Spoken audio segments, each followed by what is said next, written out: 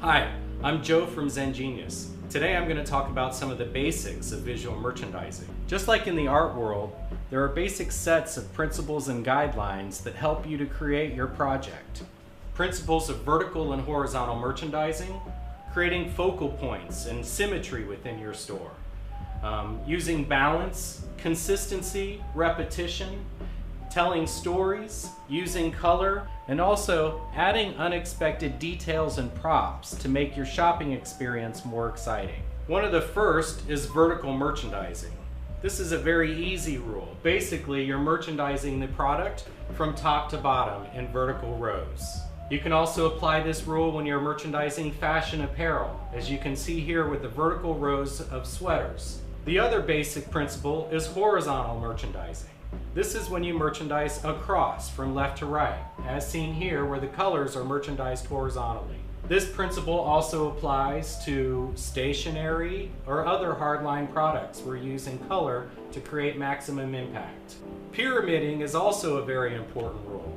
Creating a pyramid allows your eye to focus in on the product or the intention of your display.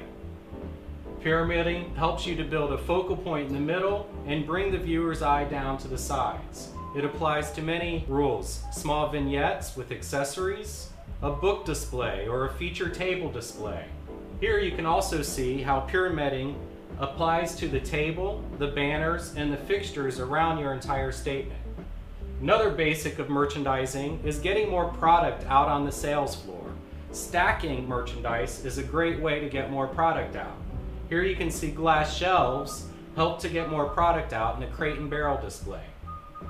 Symmetry and balance are also an important rule when it comes to merchandising a store. Symmetry and balance help your consumer to get comfortable within your space. Again, not always do the rules of symmetry and balance apply. Sometimes you want to be asymmetrical. But in this example, here you can see everything works together to create a nice balanced symmetrical statement, from where the mannequins are placed in the front into the feature walls and to where the graphics are balanced with the product. Another basic principle is consistency and repetition. Consistency is creating one display and then repeating it. This allows the eye a chance to read everything in a short amount of time. It also keeps your wall more exciting. When you're in a hospital and you hear that sound, beep, you know you're dead. Visual is the same way. We want to create that interesting pattern when the eye looks at the wall. This is also another great example where you can see where all of the basic guidelines and principles work together.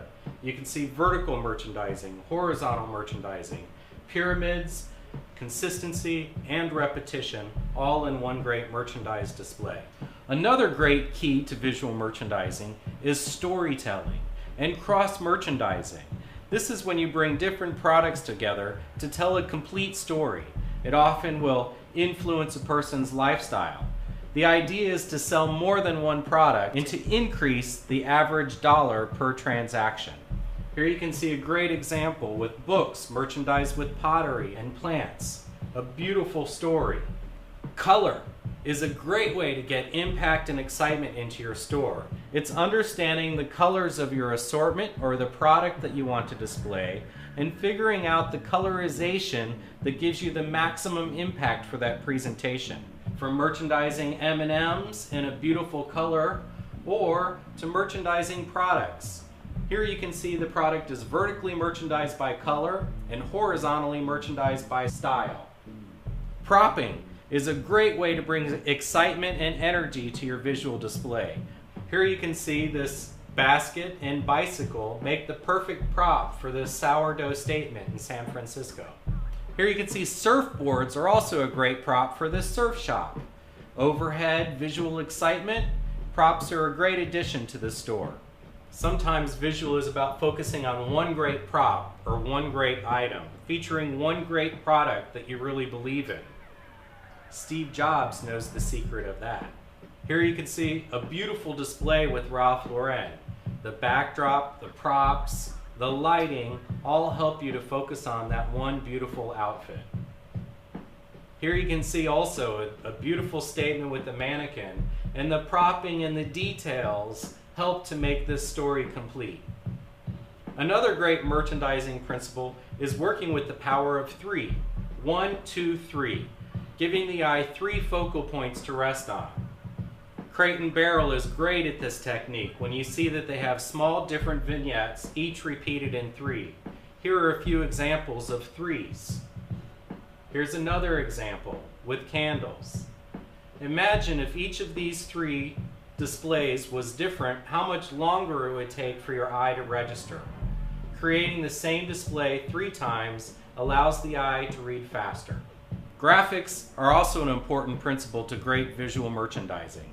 Using graphics to accentuate your shop, add excitement, educate, and inform your customer.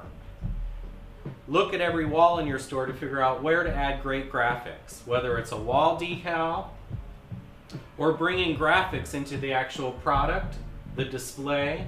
Here you can see graphics can be applied to almost any material. Here, fabric pillows, wallpaper, a wall background, the lampshade. Technology is also entering into the retail world, and you're seeing more and more LED TVs, flat screens, and other types of technology to make the store exciting. Even in the Barbie store, customers are invited to come in and design their own Barbie as a part of the store experience. Graphics come in all shapes and sizes, as you can see here by the M&M store in Times Square. Before you start to merchandise, it's also important to understand your assortment and understand your sales goals. So, organize first. See what your assortment is. Plan ahead. Understand what is the best way to merchandise that product. Also try to understand what your key items are so that you can focus on merchandising the most important products so that your consumers find those. I always like to test the displays and the merchandising that we've set up to make sure that the consumer is shopping it the way we've intended. And then analyze.